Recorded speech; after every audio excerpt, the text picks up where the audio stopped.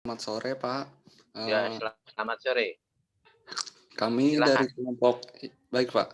Kami dari kelompok 2 ingin mempresentasikan tentang buku, yaitu yang berjudul Environmental Science. Sebelumnya memperkenalkan diri dulu, saya Ibnu Rais Janegara dan ada rekan saya, ada Antika, ada Fauzia Mukhtar, dan Iin Indayani. Next. Ya. Pada bab ini kita akan menjelaskan tentang yang pertama itu ada introduction, ada earth science, physical resource, biosphere, biological resource, dan environmental management. Yang pertama itu ada introduction. Nah, di dalam introduction ini kita akan menjelaskan tentang definisi dari disiplin ilmu dan ilmu lingkungan. Terus ada siklus elemen dan interaksi lingkungan, perbedaan antara ekologi dan lingkungan hidup, sejarah ilmu lingkungan hidup, dan sikap terhadap alam dan cara mereka berubah seiring waktu. Next. Ya, pertama itu ada disiplin ilmu dan ilmu lingkungan. Apa sih disiplin ilmu? Disiplin ilmiah atau disiplin ilmu atau juga disiplin akademik atau bidang studi adalah suatu cabang pengetahuan yang diajarkan atau diteliti di tingkat perguruan tinggi. Jadi itu hanya fokus pada satu ilmu saja. Sedangkan ilmu lingkungan adalah bidang akademik multidisipliner yang mengintegrasikan ilmu fisika, biologi, kimia, ekologi, ilmu tanah, geologi, sains atmosfer, dan geografi untuk mempelajari lingkungan dan solusi dari permasalahan lingkungan. Ilmu lingkungan menyediakan pendekatan interdisipliner yang terintegrasi dan kuantitatif untuk mempelajari sistem lingkungan. Next. Selanjutnya siklus elemen dan interaksi lingkungan. Terdapat 4 komponen utama yaitu abiotik, produsen, konsumen, dan pengurai. Abiotik itu terdiri dari iklim, tanah, batuan, dan bentang alam. Sedangkan produsen itu terdiri dari tumbuhan, konsumennya itu adalah hewan dan manusia, dan pengurainya itu bakteri, jamur, dan serangga. Next. Selanjutnya itu ada perbedaan antara ekologi dan lingkungan hidup. Ekologi adalah salah satu disiplin ilmu yang ditunjukkan untuk mempelajari hubungan di antara anggota makhluk hidup, komunitas, dan antara komunitas tersebut dan lingkungan abiotiknya. Secara intrinsik, ia memiliki sedikit hubungan dengan kampanye pelestarian kualitas lingkungan, meskipun ekologi individu sering menyumbangkan keahlian profesional mereka untuk kemampuan semacam itu, dan tentu saja layanan mereka dicari kapanpun. Konsekuensinya lingkungan dari perubahan yang diusulkan dalam penggunaan lahan dinilai. Sedangkan lingkungan hidup yaitu lingkungan hidup adalah di mana manusia, hewan, serta tumbuhan menjadi bagian dari komponen penyusun lingkungan hidup kita satu sama lain yang saling mempengaruhi. Dalam hal ini, manusialah yang memiliki pengaruh yang paling besar pada lingkungan hidup. Kita bisa mengetahui pengaruh-pengaruh tersebut dari banyaknya kegiatan manusia dalam mengeksploitasi ataupun mengeksplor alam, baik itu dari sisi ilmu pengetahuan, dana, atau pengembangan teknologi. Next. Nah, selanjutnya itu ada sejarah ilmu lingkungan. Joseph Campbell berpandangan bahwa ilmu lingkungan itu adalah cara orang melihat dari mereka sendiri dan dunia di sekitar mereka. Sedangkan menurut Bowler itu upaya klasifikasi yang paling awal didasarkan pada mitologis pandangan dunia. Selanjutnya itu menurut Thales itu ilmu lingkungan adalah sains pada masa itu disebut sebagai filsafat atau yang cinta kebijaksanaan atau cinta kebenaran. Selanjutnya Plato Aristoteles. Menurut dia berdasarkan pengamatan pribadi yang tidak dikonfirmasi sampai berabad-abad kemudian. Selanjutnya ada Alexander von Humboldt, merupakan insinyur pertambangan, ahli geologi, ahli geofisika, ahli meteorologi, dan ahli geografi. Next. Nah, selanjutnya ada sikap terhadap alam dan cara mereka berubah seiring waktu. Kita di alam kita mempunyai beberapa masalah, yaitu pertama itu ada populasi. Kepadatan populasi yang tinggi, volume lalu lintas yang tinggi, dan tidak ada yang mempertimbangkan kemungkinan merancang kota dan populasi lebih rendah dan kepadatan perumahan. Jadi untuk mengatasi populasi itu, kita harus punya master plan ke depan, perancangan tata kota yang baik itu bagaimana agar bisa tersusun populasi tersebut dengan baik. Selanjutnya itu yang kedua yaitu masalah polusi. Polusi udara perkotaan adalah fenomena baru, terutama berasal dari periode yang disebut industrialisasi. Cara mengatasi polusi yaitu kita dengan menyaring gas pembuangan ke atmosfer, bisa melalui smelter atau penyaring udara, atau kita menggunakan bahan bakar yang ramah lingkungan. Selanjutnya ada hutan. Penebangan pohon dan di hutan, kerajaan pagar didirikan di sekitar tanggul pohon yang ditebang untuk memungkinkan regenerasi. Jadi kita melakukan reboisasi di perhutan-hutanan yang gundul. Apabila kita telah menebang atau menggunakan pohon tersebut, maka kita wajib menanam kembali satu pohon tersebut. Next. Selanjutnya ada Earth Science. Nah, di sini ada pembentukan dan struktur bumi. Struktur bumi ini terdiri dari granit dan basalt. Terus selanjutnya ada dense rock atau peridotit. Terus yang kedua liquid iron, solid iron, crust continental, oceanic, ada mantle. Yang ketujuh ada outer core, dan yang kedelapan ada inner core. Next. Nah, ini gambar peta dunia yang ada tanda-tanda struktur buminya, yaitu terdiri dari continental crust, oceanic crust, volcanoes, movement of plates, earthquakes. Selanjutnya ada spreading ridge offset by transform fault. Yang keenam ada collision zones. Yang ketujuh ada subduction zones. Dan yang kedelapan ada uncertain plates boundary. Next.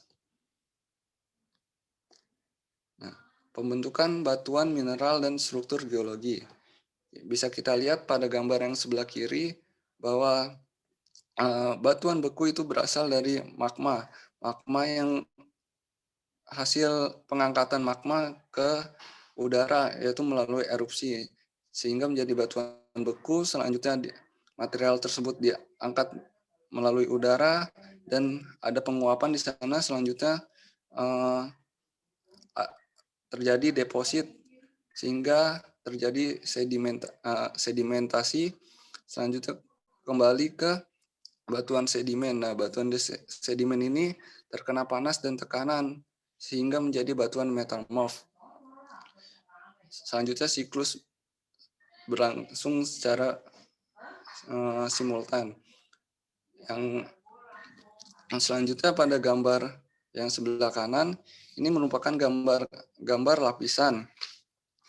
Lapisan ini menunjukkan bahwa urutan peristiwa di mana struktur sedimen dapat terlipat, dibentuk, dan kemudian surut untuk kembali ke bawah dan menghasilkan ketidaksesuaian. Kondisi ekstrim yang diakibatkan oleh pelipatan dan pengikisan batuan yang mengubah struktur dasarnya menyebabkan beberapa mineral mengkristal kembali dan terkadang menjadi dengan cara yang baru. Next. Ya, selanjutnya itu ada pelapukan.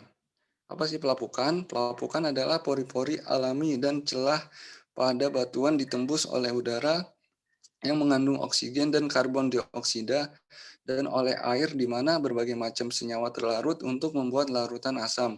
Bergantung pada komposisi kimianya. Mineral, batuan dapat larut atau terpengaruh dengan oksidasi, hidrasi, atau hidrolisis.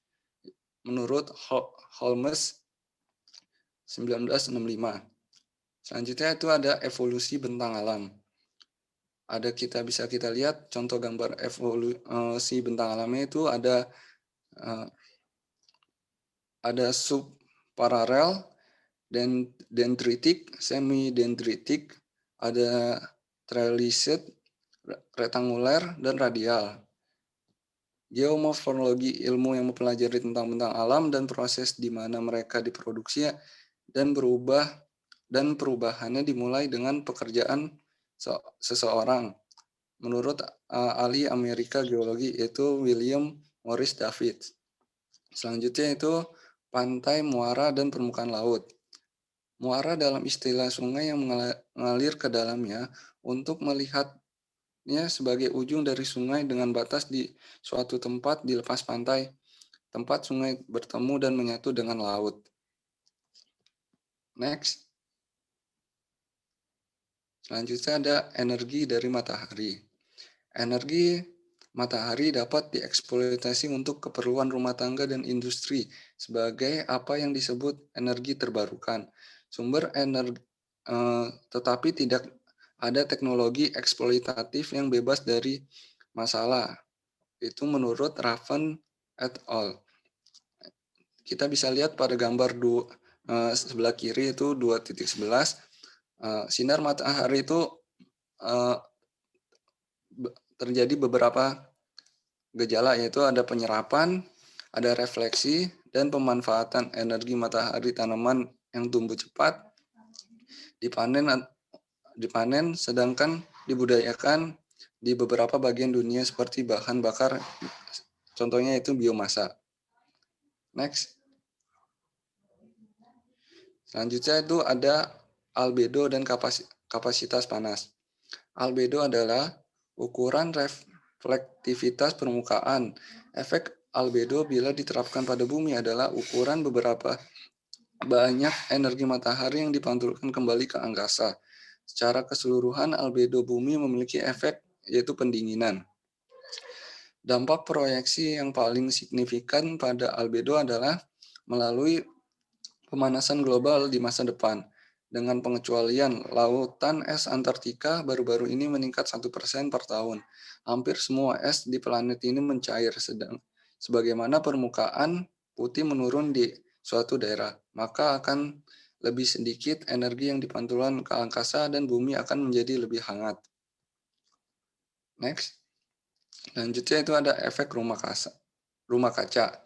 Efek rumah kaca ini memiliki kesamaan dengan rumah kaca, yaitu terperangkapnya radiasi sinar matahari di atmosfer bumi. Gas di atmosfer bumi yang mampu menahan cahaya matahari disebut sebagai gas rumah kaca. Salah satu contoh gas rumah kaca yaitu adalah karbon dioksida. Tanpa adanya efek rumah kaca ini, suhu bumi hanya minus 18 derajat Celcius, sehingga seluruh permukaan bumi akan tertutup oleh es. Sebenarnya efek rumah kaca adalah fenomena yang memberikan banyak manfaat bagi kelangsungan hidup di bumi. Permasalahannya, jika konsentrasi gas rumah kaca di udara semakin banyak, maka semakin banyak panas yang terperangkap di bumi. di bumi. Hal itu menyebabkan suhu bumi semakin meningkat setiap tahunnya. Jika dibiarkan terus-menerus, maka banyak populasi makhluk hidup yang akan musnah. Next, selanjutnya ada atmosfer. Atmosfer itu terdiri dari 6 lapisan. Yang pertama itu ada troposfer, stratosfer, mesosfer, ionosfer, dan termosfer, dan eksosfer.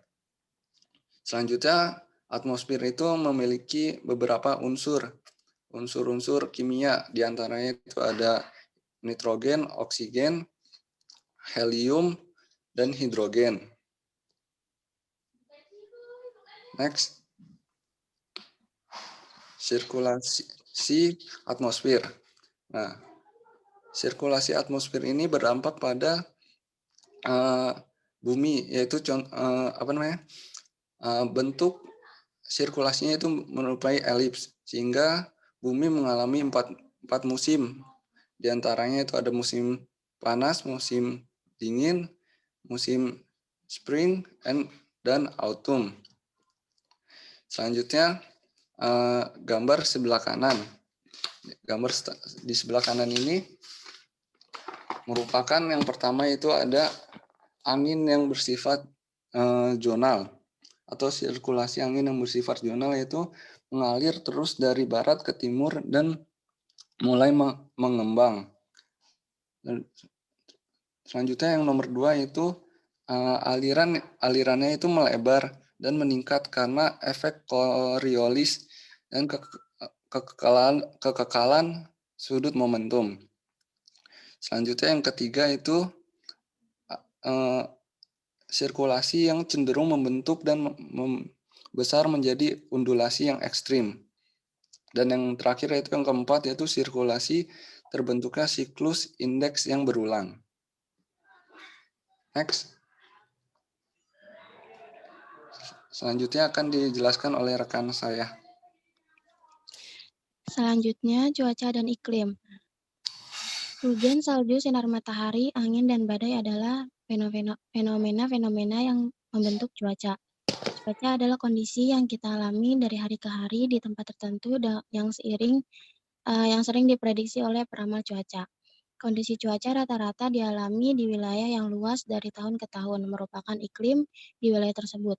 Kedua konsep cuaca dan iklim adalah berbeda dan memberikan materi dari dua disiplin ilmu yang sama-sama berbeda. Ahli meteorologi mempelajari cuaca dan ahli iklim mempelajari iklim. Fenomena cuaca dihasilkan dari interaksi antar badan udara dan air pada temperatur yang berbeda.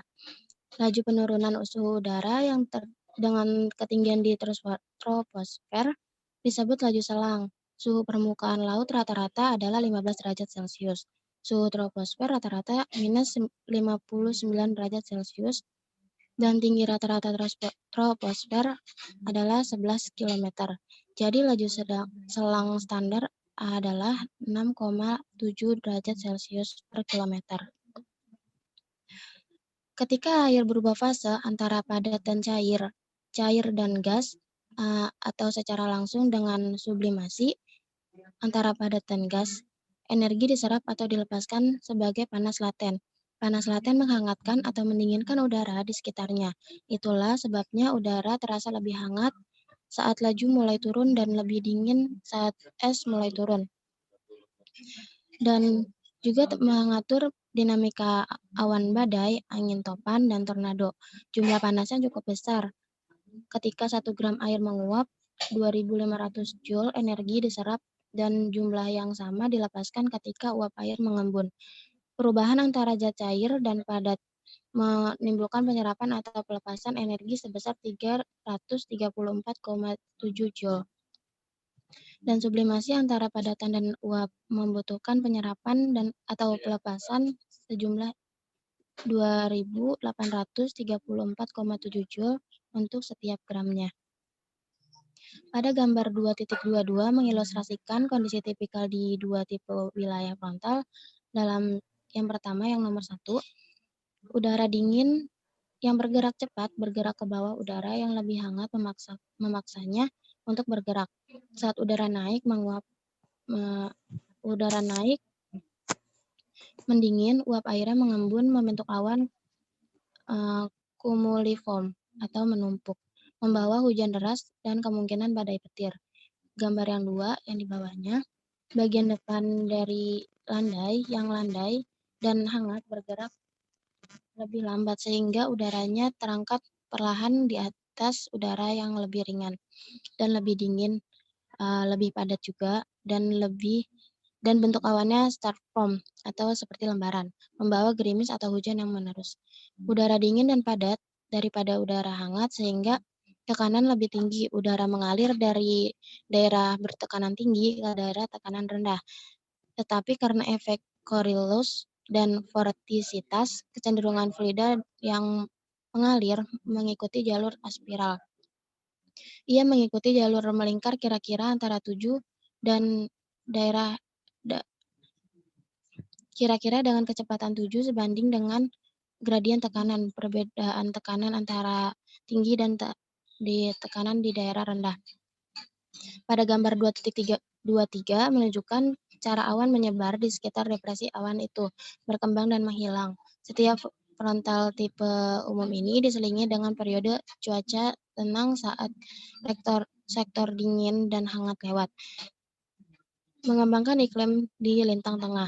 Mereka juga bisa membawa cuaca buruk, terutama di sektor penghangat sebelum cuaca dingin, di mana udara permukaan yang hangat dialiri oleh front of dingin yang semakin maju dan angin di atas ketinggian tinggi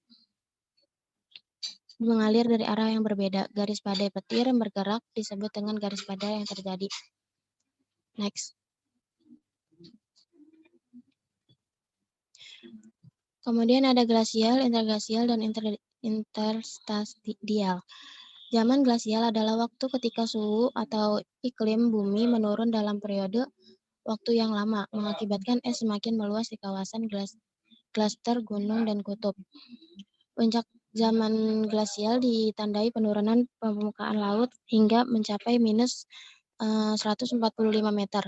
Periode glasial berakhir antara 14.000 sampai 20.000 tahun silam dan diikuti dengan air laut yang mulai naik berakibat pada musim dingin berakhir dan berakhirnya pula musim es, zaman es.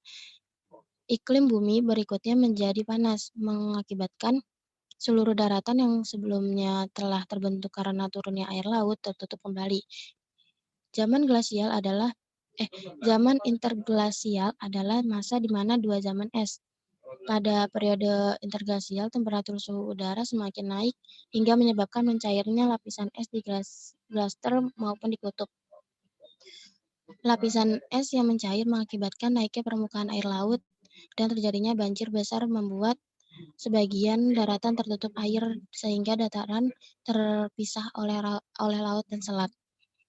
Zona interstidal merupakan zona yang dipengaruhi oleh pasang surut air laut ya dengan luas area yang sempit antara daerah pasang tinggi dan surut terendah. Pada zona ini terdapat variasi faktor lingkungan yang cukup besar, seperti fluktuasi suhu, salinitas, kecerahan, dan lain-lain.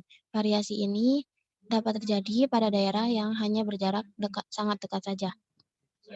Faktor yang mempengaruhi interstidal adalah pasang surut, suhu, gerakan ombak, dan salinitas.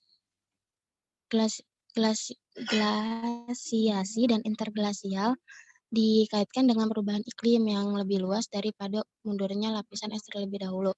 Polanya bisa dilihat dari grafik Victor 2.25. Next. Kalau itu ukuran berapa? Dating method, tabel di samping itu waktu geologi yang menjadi ribuan tahun, era, suhu beras, periode, dan zaman. Nah, tabel itu menunjukkan penataan sekarang dimulai dari yang tertua meskipun beberapa tanggal direvisi dari waktu ke waktu. Metode yang menganalisis fisik konteks temuan-temuan arkeologis itu bermacam-macam. Dalam hal ini, kita meluas mengenai penanggalan atau dating. para arkeolog sangat terbantu oleh paradigma geologi dan kimia berdasarkan petunjuk-petunjuk historis untuk menentukan penanganan suatu temuan arkeologis, yang kemudian data-data tersebut diuji dengan analisis matriks dan disesuaikan dengan tabel distribusi data kaligrafi. Metode peninggalan yang disebut dengan metode penanggalan absolut. Metode penanggalan absolut itu sendiri terdiri atas penanggalan radiokarbon untuk penanggalan material organik dengan batas maksimum 40.000 tahun dengan menganalisis radioaktif pada isotop dan atom karbon. Dendrokronologi untuk menangani proyek material yang terbuat dari kayu. Kemudian ada penanggalan termolunesi untuk penanggalan material anorganik dengan menganalisis kandungan mineral yang mengkristal akibat perubahan suhu. Ada analisis optik untuk aplikasi penanggalan dengan penggunaan alat bantu optik. Penanggalan KAR untuk penanggalan sisa-sisa hasil fosil hominid dengan menganalisis radioaktif pada isotop atom potasium dan argon. Kemudian ada penanggalan arkeomagnetik untuk penanggalan berdasarkan medan magnet kutub di bumi yang tercatat dalam temperatur Curie. Kemudian ada penanganan korosi timah untuk penanggalan material yang mengalami korosi melalui atom timah. Kemudian ada penanggalan asam amino untuk penanggalan terhadap spesimen yang pernah diteliti melalui perubahan molekul-molekul asam. Kemudian ada penanggalan hidrasi obsidian, yaitu untuk penanggalan artefak yang tersusun atau terbuat dari batuan-batuan obsidian melalui polimerasi yang menyuplai air di dalamnya. Kemudian ada penanggalan RHX atau disebut RHX dating untuk penanggalan materi keramik. Next.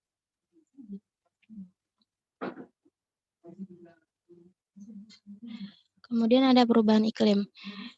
Milutin Milankovic menemukan hubungan yang jelas antara validitas matahari dengan kejadian es yang sekarang diterima oleh kebanyakan ahli iklim. Disajikan sebagai grafik ini dikenal sebagai kurva radiasi matahari Milankovic. Milankovic mengidentifikasi 3 pengaruh iklim ketika mereka bertepatan untuk memaksimalkan atau meminimalkan insolasi. Siklus pertama diilustrasikan pada gambar 2.26 berkaitan dengan jalur orbit bumi. Jauh lebih dibesar-besarkan dalam diagram. Ini bervariasi dari hampir melingkar hingga sedikit lebih elips. Dengan kata lain, jalur tersebut membentang, memvariasikan jarak bumi dan matahari di perihelion dan aphelion.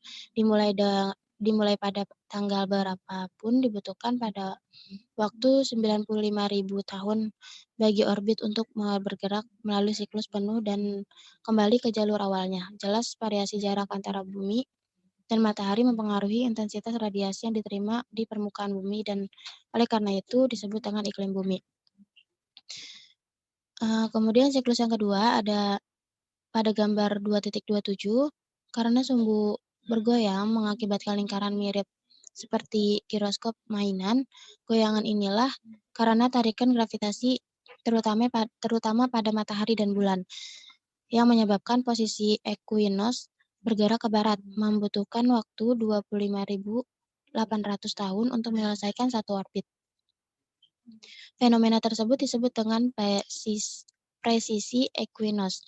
Saat ini, kami berada di perihelion di bulan Januari pada tahun 150.000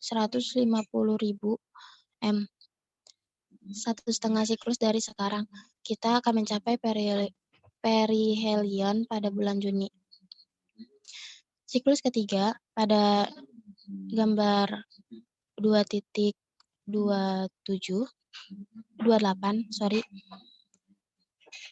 yang disebut dengan obliquity of the ecliptic.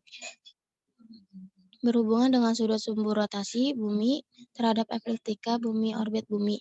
Bayangkan bahwa sumbu rotasi bumi sebagai proyeksi bidang lurus kedua ujungnya membentuk sudut ekliptika. Saat ini sudut tersebut adalah 66, derajat dan oleh karena itu sumbunya 23,5 derajat dari vertikal atau 90 derajat ke ekliptika. Selama siklus 41.000 tahun sudut ini bervariasi dengan jarak sekitar 1,5 derajat dengan rata-rata 23,1 derajat. Perubahan iklim yang dramatis terjadi ketika ketiga siklus ini bertepatan dan kurva radiasi matahari Milankovitch yang menggabungkan ketiganya digunakan untuk membuat prediksi iklim jangka panjang. Next. Kemudian ada wilayah iklim dan wilayah forasik. Iklim dapat diklasifikasikan pada tingkat yang paling sederhana, garis lintang kedekatan dengan laut dan sel-sel konvektif yang menyangkut udara hangat menjauh dari ekuator dan udara dingin dari kutub, memberikan klasifikasi dasar. Daerah ekuator hangat dan lembab, daerah subtropik tempat turunnya udara kering, hangat dan daerah kutub dingin dan kering, daerah garis lintang sedang dan lembab, daerah lembab atau kering dengan suhu ekstrim sesuai dengan apakah mereka maritim atau kontinental. Sayangnya ini tidak sesederhana kedengarannya karena istilah hangat, sejuk, kering, dan lembab hanya berarti sedikit. Kekeringan misalnya tidak bergantung pada curah hujan tahunan, tetapi pada curah hujan efektif, yaitu curah hujan yang dikurangi penguapan.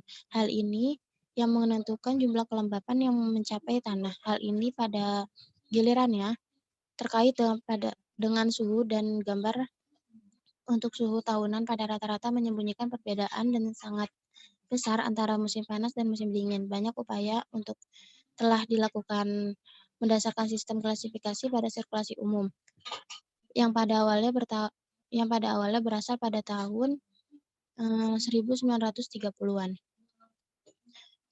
Bisa dilihat gambar pada pik 2.29 itu terdapat bagian-bagian di dunia yang memiliki wilayah iklim dan wilayah forastik yang berbeda-beda.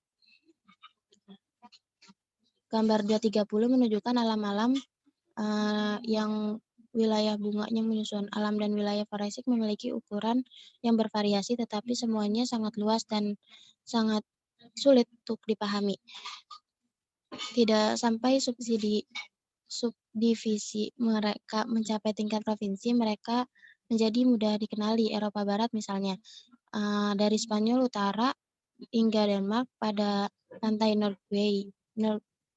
Norwegia merupakan provinsi Atlantik. Provinsi Boreal yang mendukung jalur luas hutan jenis konifera di Rusia sebagai Tegaiga.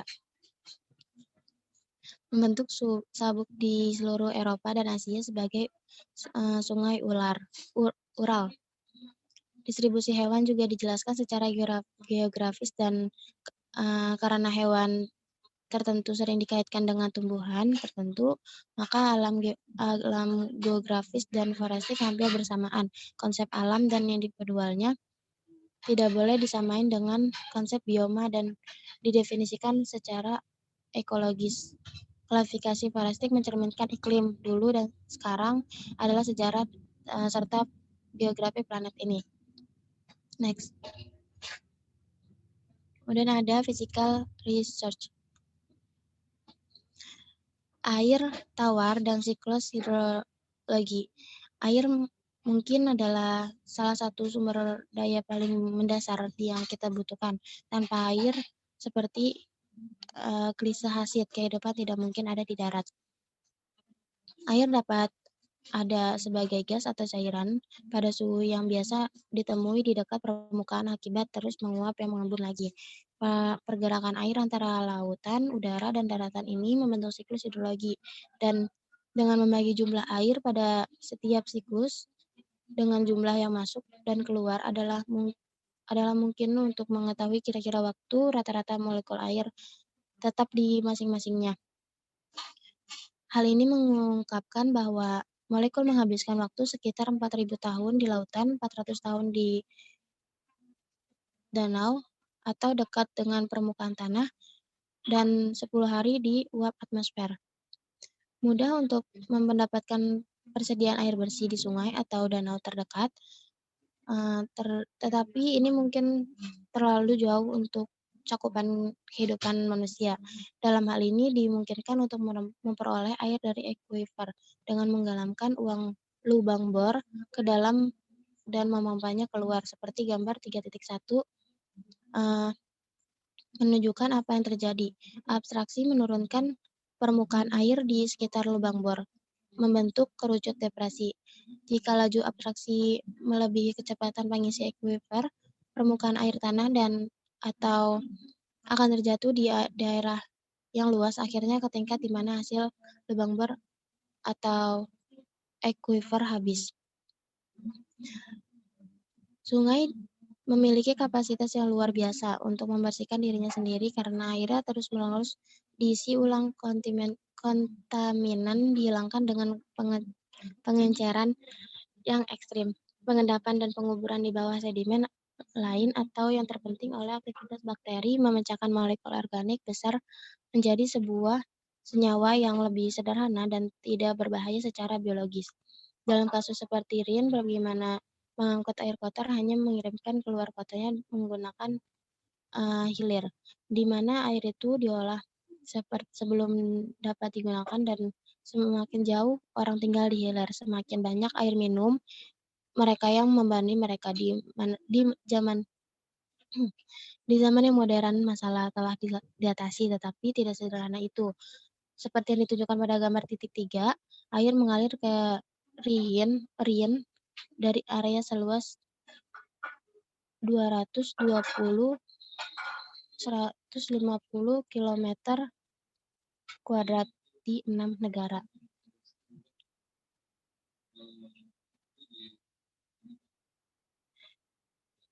Gambar 3.4 mengilustrasikan siklus hidup. Sungai yang mengalir ke danau membawa zat hara dan perikat, dan pada waktu danau tersebut menjadi mesofik. Airnya masih cukup jernih untuk cahaya menembus dalam, tetapi tanpa berkembang biak secara tidak terkendali karena mengembalikan suhu sedimen terakumulasi dasar. Next.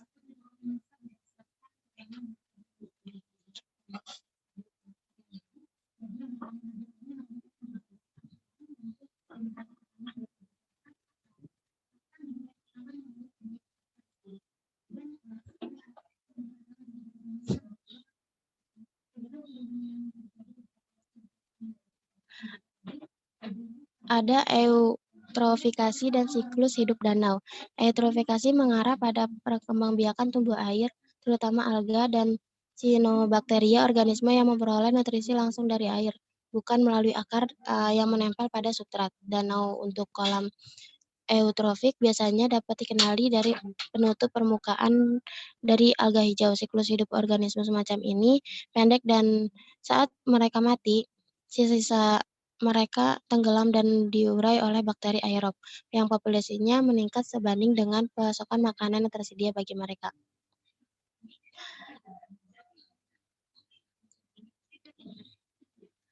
Siklus hidup pada gambar 3.5 yang secara paradoks linear sejauh menyangkut individu berakhir dengan kematian dan siklus hidup sebuah danau yang tidak terkecuali.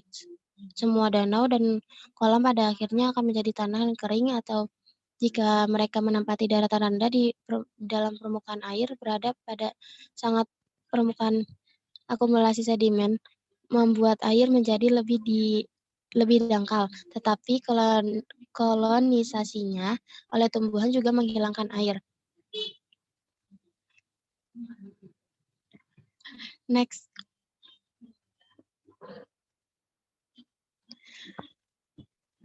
Air asin, air payau dan desalinasi.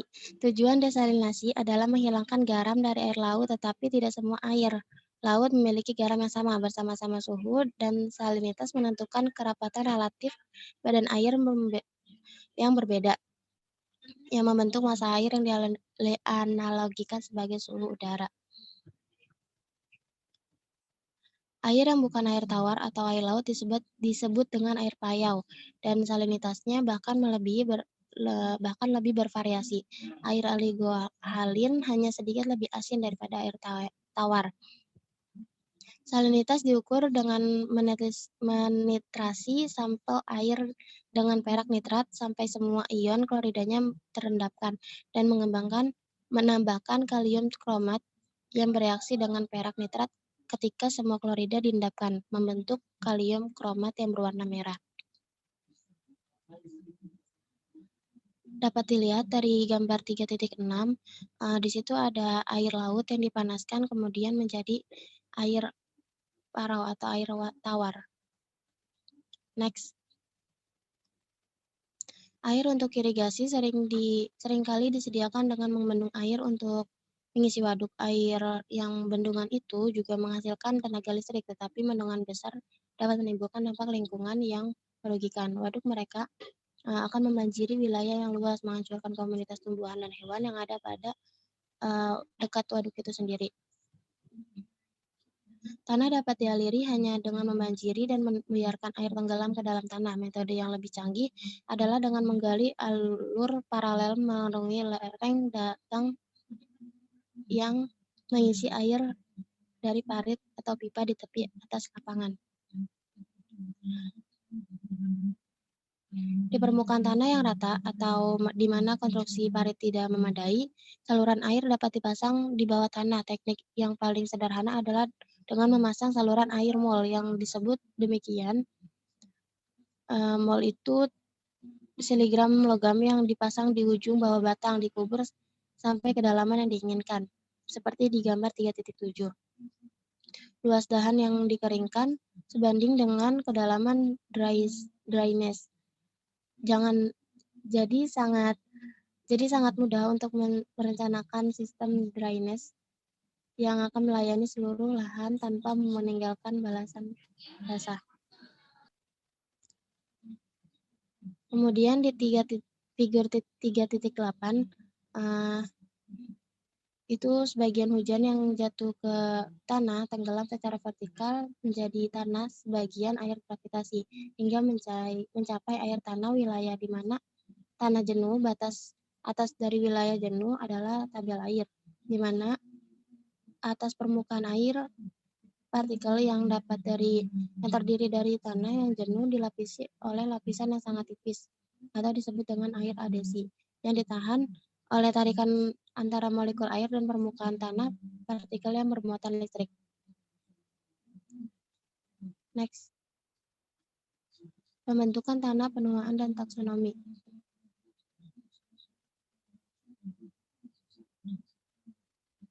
Proses dari kimia dan fisika yang bergabung untuk menggabung secara radikal struktur dan komposisi kimiawi batuan permukaan. Berapa lama waktu yang dibutuhkan dalam batuan padat untuk mengubah menjadi lapisan partikel mineral kecil bergantung pada karakter batuan asli dan sejauh mana paparannya. Di iklim kering, prosesnya lebih lambat daripada di iklim lembab. Misalnya, namun dalam prosesnya tanpa belas kasih, dengan kecepatan yang sangat bervariasi yang membongkar penggunungannya. Di titik dapat dilihat di figur 3.10 itu terdapat tahapan-tahapan tanah atau lapisan-lapisan tanah dari yang paling bawah sampai yang paling atas. Di figur 3.9 terdapat gambar di mana lapisan-lapisan itu berada. Next.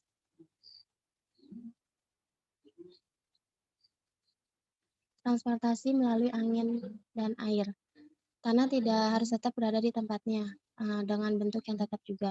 Ia dapat diangkut kadang-kadang dengan jarak yang sangat jauh oleh angin dan air melalui jarak yang pendek oleh gravitasi. Semakin kecil partikel, semakin jauh udara yang membawa, dan semakin kecil partikel, semakin jauh udara akan membawa mereka dengan bahan yang kecil juga atau sesuai dengan kapasitasnya. Gurun merupakan sumber angin yang bertiup angin debu. Angin debu modern hanya memberikan kontribusi kecil terhadap endapan semacam itu. Kebanyakan kuno berasal dari zaman es lampau. Saat glaser mencair, mereka melepaskan air lelehan yang mengalir sebagai sungai dan membanjiri daerah dataran rendah. Air membawa partikel suspensi yang mengendap sebagai lumpur. Kemudian saat suhu turun, air yang mencair berhenti, daerah banjir mengering, dan air menerbangkan debu cukup jauh dari dasar lembah. Proses ini diulangi secara berkala, beberapa di antara cukup lama, untuk tanah yang baru mulai terbentuk di atas los sebelum dikubur di bawah endapan selanjutnya. Pasir yang bertiup tidak cocok untuk dibudidayakan karena dapat ditampilkan juga jika tanaman yang kuat tumbuh di atasnya. Di daerah beriklim sedang, rumput mahram sering digunakan untuk awal kolonasi di daerah pesisir.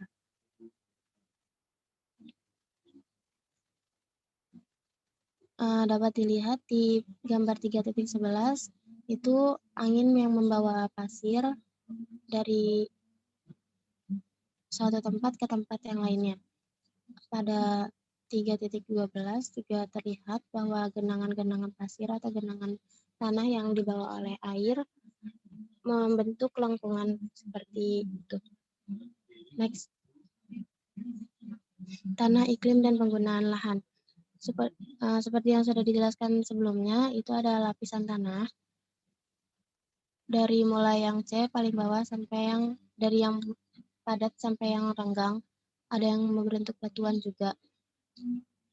Di gambar sebelahnya itu ada peta dunia di mana tekstur-tekstur tanahnya sesuai dengan gambar di 3.13.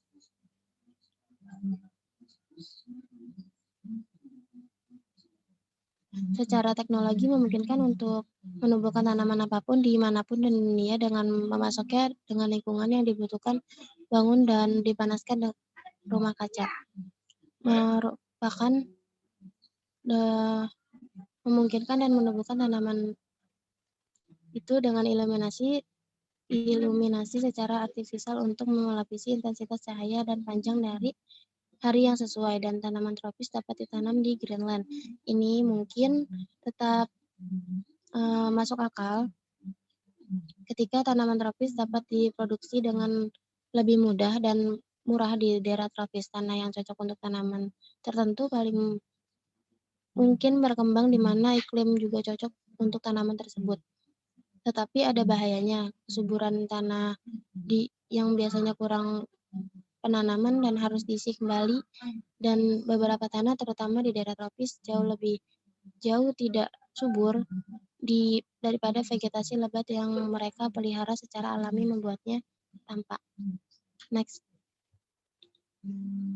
Erosi tanah dan pengendaliannya.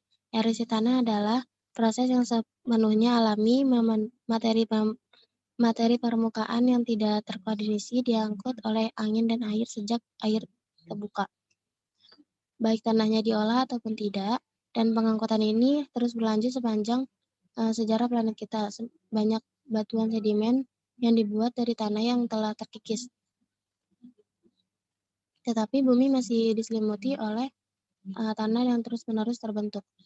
Erosi tidak perlu menjadikan perhatian sampai kecepatannya melebihi kecepatan pembekuan tanah. Setelah ambang batas dilintasi, tanah-tanah hilang. Dalam kondisi alam, tanah mungkin terbentuk dengan kecepatan rata-rata 8 mm per abad. Penempelan tanah bergenerasi, tanah meningkatkan laju pencucian. Efek erosi percikan kadang-kadang dapat dilihat pada tepian di samping jalan atau parit, tempat akar pohon atau batu besar melindungi tanah. Ini sebagian terbuka karena tanah tersebut telah dibersihkan dan dari sekitarnya. Ini dikenal dengan erosi alas. Dapat dilihat gambar 3.15, itu ada beberapa bentuk erosi tanah yang berubah karena angin, dan ada beberapa tanah yang bergerak akibat gempa. Kemudian di bawahnya ada 3.16 itu angin yang berjalan membawa tanah itu sendiri, kemudian membentuk erosi, membentuk gundukan dan dapat terjadi erosi tanah. Next. Penambangan dan pengolahan bahan bakar.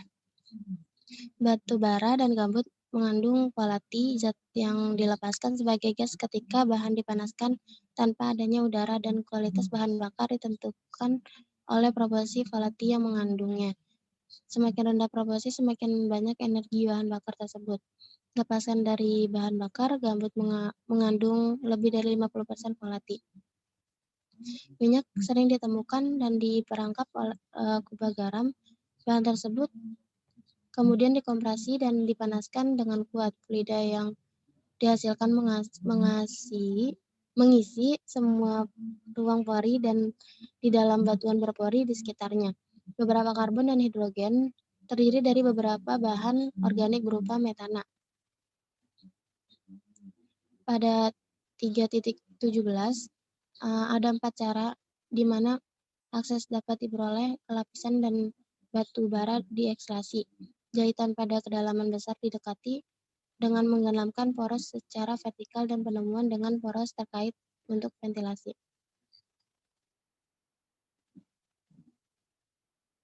Batu bara dan minyak mungkin terbentuk pada saat ini, tetapi pada kecepatan yang jauh lebih rendah daripada yang dikonsumsi oleh manusia. Oleh karena itu, mereka tidak dapat diperbaharui untuk semua tujuan praktis. Dengan demikian, umumnya diasumsikan bahwa suatu saat mereka akan habis secara ekonomi. Minyak terlebih dahulu habis karena jumlahnya jauh lebih sedikit daripada batu bara. Next. Penambangan pengelolaan mineral. Mineral adalah gambar organik yang terjadi secara alami dengan struktur kristal dan komposisi kimia yang khas. Kebanyakan tambang modern dan tambang terbuka berbentuk sangat besar, dan karena mereka ada untuk melepaskan dan membuka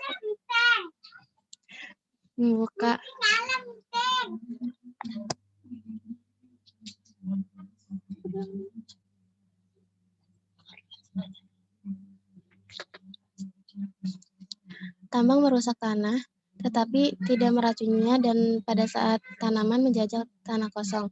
Situs penggalian yang tidak diratasi jarang digunakan untuk pertanian yang biasanya tetap mengganggu, pada akhirnya dapat menjadi tempat yang menarik bagi naturalis dan conservation. Ketika zat langka dipisahkan dan dari zat yang biasanya mengandung residu tetap ada, dan ini dapat menyebabkan kesulitan lingkungan. Logam dipisahkan dari bijinya. Biji adalah badan batuan yang mengandung logam itu dalam suatu senyawa, disebut dengan mineral biji. Dalam konsentrasi yang cukup tinggi untuk diekstraksi secara ekonomis, konsentrasi logam dalam mineral bijinya mungkin cukup tinggi. Ini salah satu gambar atau caranya dari penekstraksian logam itu sendiri yang untuk diolah menjadi mineral. Next. Biosfer. Wilayah bumi yang ditempati oleh biotanya dikenal dengan biosfer, kadang-kadang disebut dengan ekosfer, untuk menekankan fakta bahwa biota terdiri dari sistem interaksi yang dapat dipelajari di tingkat global. Ke permukaan tanah atau air, biosfer membentuk lapisan yang sangat tipis di bumi. Di tanah, organisme menghuni cakrawala atas, di mana mereka memakan bahan organik yang mencapai mereka di atas. Mereka bersama dengan predator dan parasitnya merupakan biota tanah, dan wilayah kekuasaan tidak lebih dari beberapa meter di bawah permukaan tanah. Kebanyakan dari mereka sebatasnya beberapa sentimeter paling atas saat pengambilan sampel tanah untuk mempelajari biota ini. Dengan kedalaman 60 cm, tanah gambut dianggap cukup untuk mikroorganisme, sedangkan 10 cm biasanya cukup untuk mengambil sampel hewan yang lebih besar seperti cacing. Bioma didefinisikan oleh semua spesies di dalamnya dan hubungan antara spesies tersebut di lingkungannya. Definisi semacam itu menggambarkan suatu jenis komunitas, tetapi tidak banyak membahas detail komposisinya.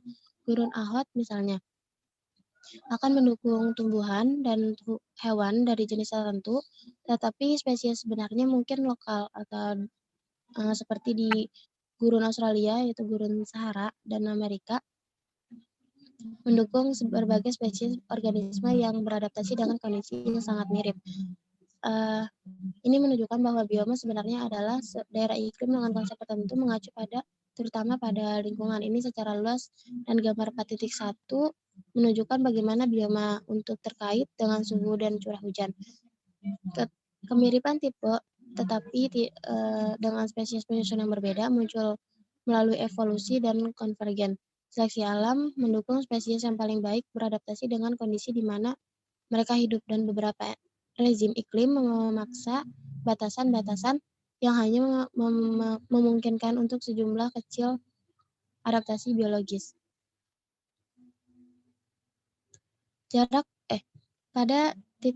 Pada gambar 4.2, secara skematis kedalaman samudra ditentukan sebagian besar oleh jarak dari pantai benua. Di luar pantai terletak dataran kontinen dengan kemiringan antara 1:500 dan 1:1000 untuk jarak beberapa ratus kilometer.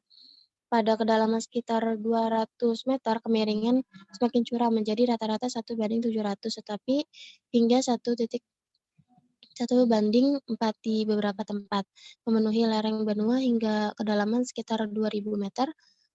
Kenaikan kontinental, tempat sedimen yang telah meluncur ke bawah rak dan lereng terakumulasi. Lereng pada 1:100 ke 1:700 dan berlanjut ke dasar laut dalam. Zona neritik sesuai dengan level di atas landas kontinen. Zona batial ke wilayah atas lereng, dan zona jurang terus menurun ke lantai. Bagian laut yang paling dalam di parit-parit di bawah tingkat umum dan lantai zona disebut dengan zona hadal. Biogeografi, studi tentang distribusi geografis spesies. Umumnya fauna dan flora dipisahkan oleh batas geografi untuk migrasi. Jumlah wilayah bervariasi dari satu otoritas ke otoritas lainnya, tetapi setidaknya 6 wilayah fauna secara umum diakui. Di belahan bumi utara ada Nearctic meliputi Amerika Utara, Greenland, Palearctic, Eurasia. Sejauh ini selatan seperti Himalaya, Afrika Utara, dan sebagian Arabia. Di belahan bumi selatan, wilayah neotropis meliputi Amerika Tengah dan Selatan, Ethiopia, sisa Afrika, Arabia, dan Madagaskar. Di bagian timur ada India, Asia Selatan dan Tenggara, kecuali Nigeria dan Sulawesi Utara, New Guinea, Australia, dan Selandia Baru. Selain itu, beberapa ahli biografi mengakui bahwa Oseania meliputi Kepulauan Pasifik dan wilayah Antartika. Next. Selanjutnya akan dijelaskan dengan Antika, rekan saya. Baiklah, terima kasih Kak Fauzia. Selanjutnya, saya akan menjelaskan bioma utama atau major biomes. Bioma utama dimasukkan ke dalam beberapa klasifikasi, yaitu ada daerah kutub dan tundra, kemudian hutan sedang, hutan hujan tropis, hutan musim dan monsoon tropis, padang rumput tropis, padang rumput sedang, gurun, pegunungan, lahan basah, dan samudra. Kemudian kutub merupakan merupakan salah satu area yang luas yang ditutupi oleh lapisan es. Salah satunya yaitu Antartika.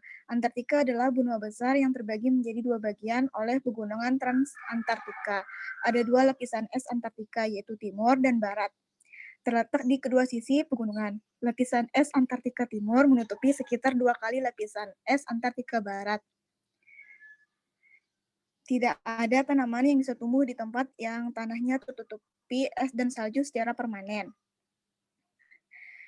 Dan tidak ada vegetasi tundra di benua Antartika karena semua daratan berada pada garis lintang yang terlalu tinggi. Nah, untuk melindungi Antartika ini, pernah pada suatu waktu beberapa negara yaitu Argentina, Australia, Belgia, Chili, Amerika, dan sebagainya mengklaim hak teritorial atas Antartika. Menyadari nilai besar dari benua Antartika, sehingga pada tanggal 1 Desember tahun 1959, negara-negara tersebut menandatangani perjanjian Antartika, yang isinya yaitu membuat benua Antartika menjadi zona demilitarisasi yang akan dilestarikan untuk penelitian ilmiah. Selanjutnya ada hutan hujan tropis. Hutan hujan tropis banyak ditemukan di daerah dataran rendah yang dilalui oleh garis khatulistiwa. Di daerah hutan hujan tropis, suhunya selalu hangat. Contohnya di Libreville, Gabon misalnya, rata-rata suhu siang hari bervariasi antara 28 derajat Celcius dan 31 derajat Celcius. Curah hujannya cukup tinggi, tetapi seringkali bervariasi dan dengan musim kemarau yang berbeda. Untuk melindungi hutan hujan tropis, beberapa negara di kawasan Asia melakukan pembukaan lahan hujan tropis sekitar 2% dari luas wilayahnya setiap 10 tahun. Nah, hutan tersebut kemudian dilihat sebagai sumber untuk penelitian, pariwisata, dan pemanenan produk tertentu yang tidak dapat ditanam di pertanian. Selanjutnya ada gurun pasir. Gurun pasir merupakan tempat yang kering dan gersang. Udara di gurun pasir sangat hangat dan kering. Ini menghasilkan tekanan permukaan yang tinggi dengan udara yang mengalir keluar darinya dan mencegah udara lembab memasuki wilayahnya, seperti yang terdapat di gurun Sahara. Meskipun gersang, tetapi terdapat beberapa spesies yang telah beradaptasi untuk bertahan hidup di gurun, yaitu ada tumbuhan sukulen seperti kaktus dan euforia yang menyimpan air di daun dan batangnya. Next. Kemudian ada siklus nutrisi.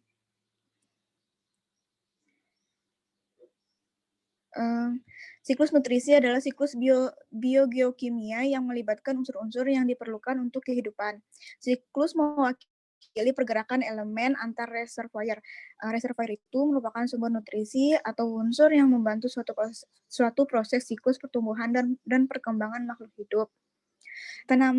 Sebagai contoh, tanaman mensintesis karbohidrat langsung dari gas karbon dioksida dan air, dan menggunakan senyawa mineral yang dilarutkan dalam air tanah untuk mensintesis zat lain yang mereka butuhkan untuk membangun jaringan. Kemudian hewan memakan tumbuhan, karnivora memakan herbivora, dan sisa metabolisme serta jaringan mati dan tumbuhan serta hewan menyediakan makanan bagi berbagai organisme lain yang memecah molekul organisme kompleks menjadi senyawa yang lebih sederhana yang larut dalam air untuk diserap sekali lagi oleh akar tumbuhan. Sel hidup sebagian besar terdiri dari karbon, hidrogen, dan oksigen. Bersama dengan nitrogen dan fosfor, ini menyumbang lebih dari 1% dari total berat keringnya. Selain itu, keseluruhan biota atau makhluk hidup itu memerlukan ada kalsium hingga hingga tembaga yang tertera pada tabel 4.1 dengan persentase tertentu. Kemudian ada nitrogen, merupakan salah satu penyusun protein yang bergerak melalui siklus yang cukup kompleks, yang diilustrasikan pada gambar 4.3. Nitrogen berbentuk gas N2 yang merupakan bahan utama atmosfer di bumi, tetapi secara kimiawi tidak reaktif dan tumbuhan tidak dapat menggunakannya secara langsung. Kemudian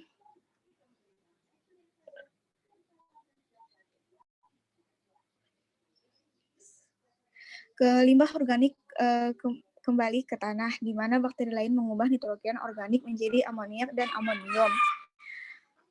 Namun lebih banyak bakteri termasuk Nitrosomonas dan Nitrobacter mengubahnya menjadi nitrit dan kemudian menjadi nitrat yang dapat diserap kembali oleh tumbuhan.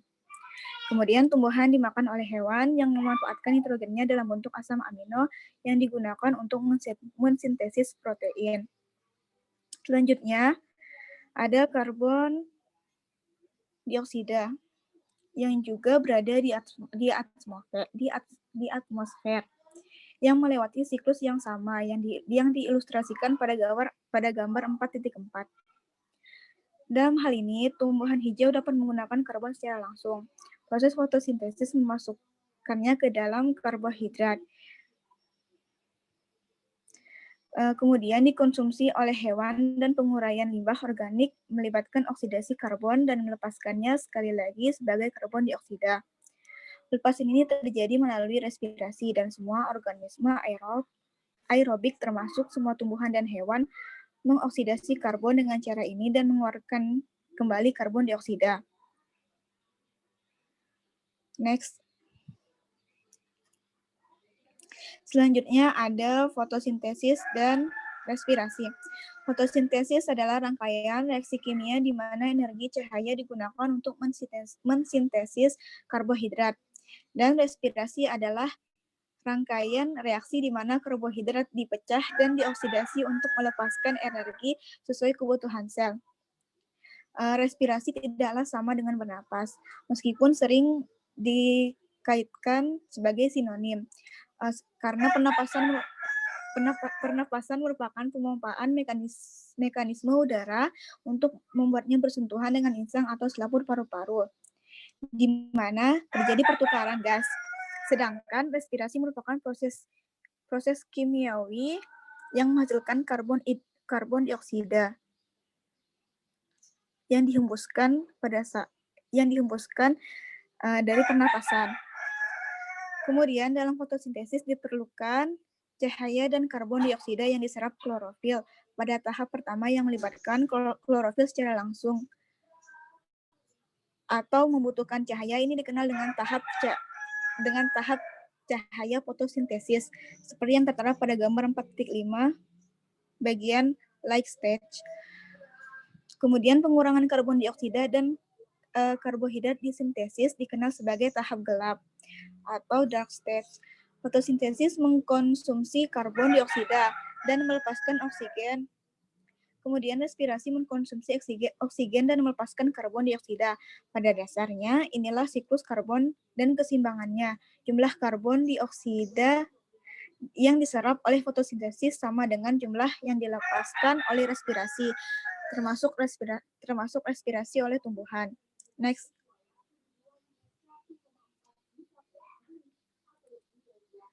Kemudian ada hubungan tropik. Hubungan tropik merupakan hubungan makan atau berdasarkan pengelompokan spesies menurut pola makannya. Mbak, stop Mbak, dipotong langsung ini aja, manajemen. Nah, keburu nanti. Manajemen ya? Ya, part terakhir itu.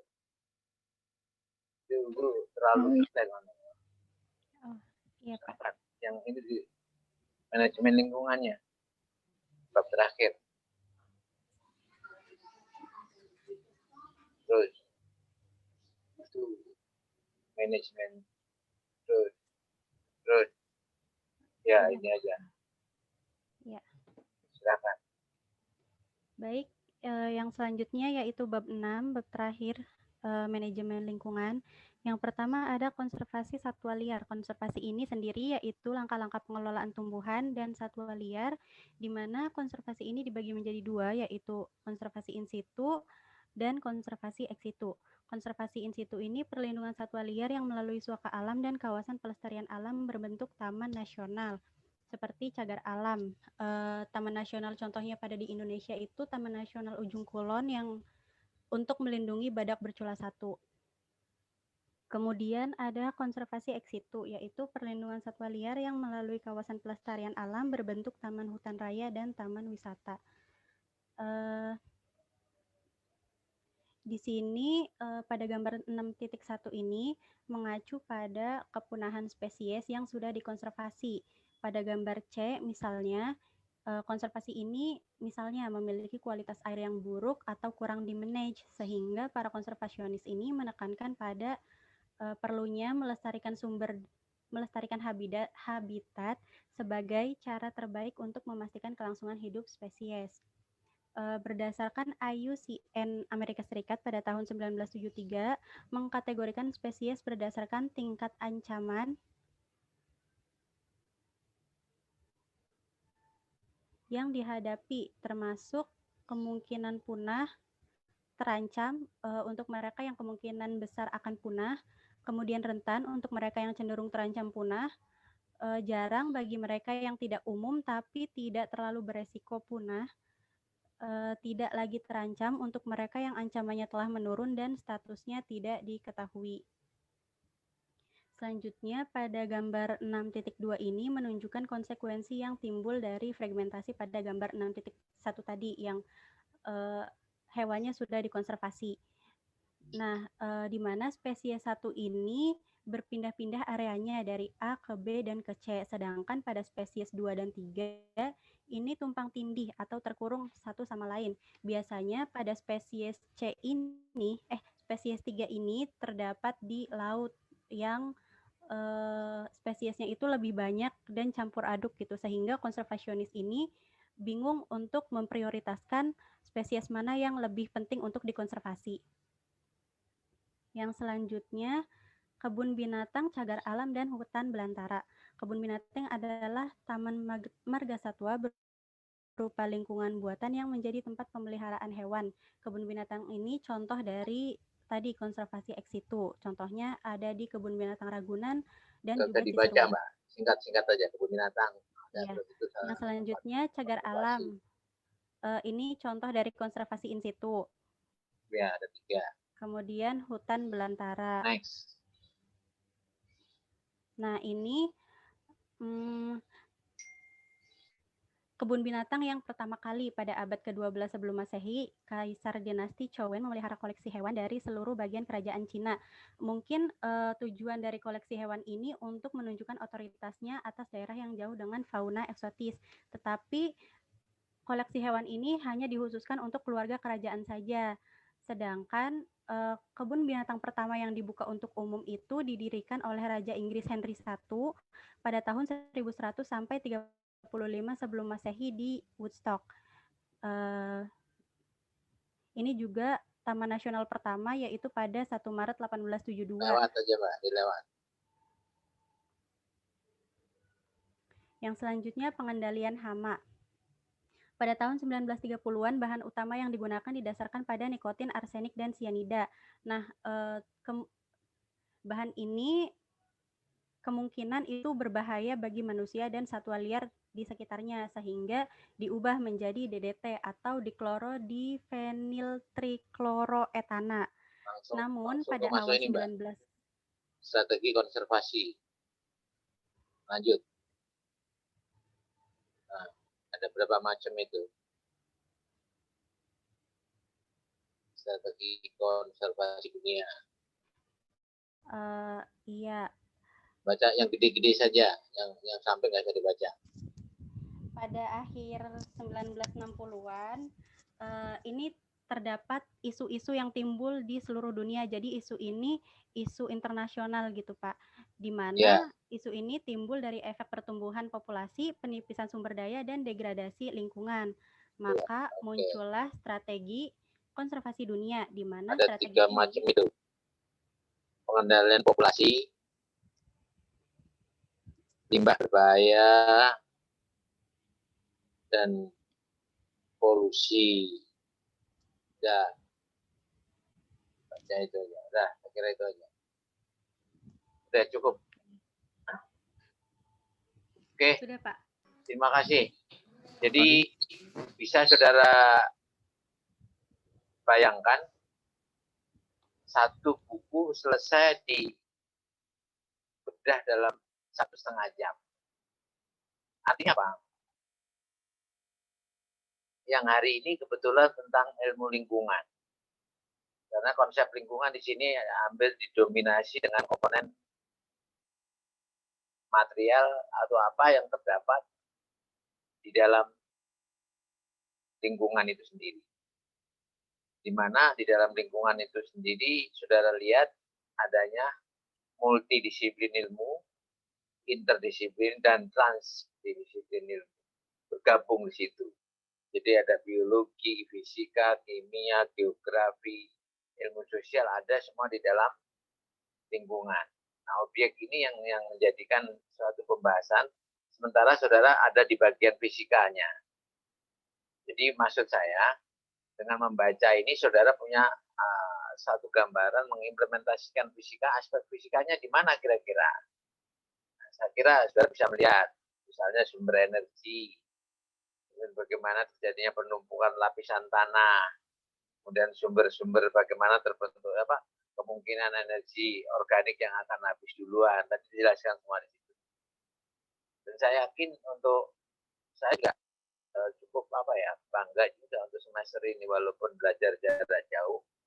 Yang biasanya dalam satu semester itu saya hanya membedah satu buku, tapi saya mix dengan cara saya.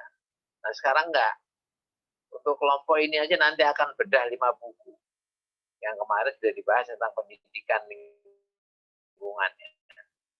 Sekarang dibahas tentang lingkungannya. Nah, harapan saya dengan 3 lagi judul yang akan ditampilkan teman-teman saudara.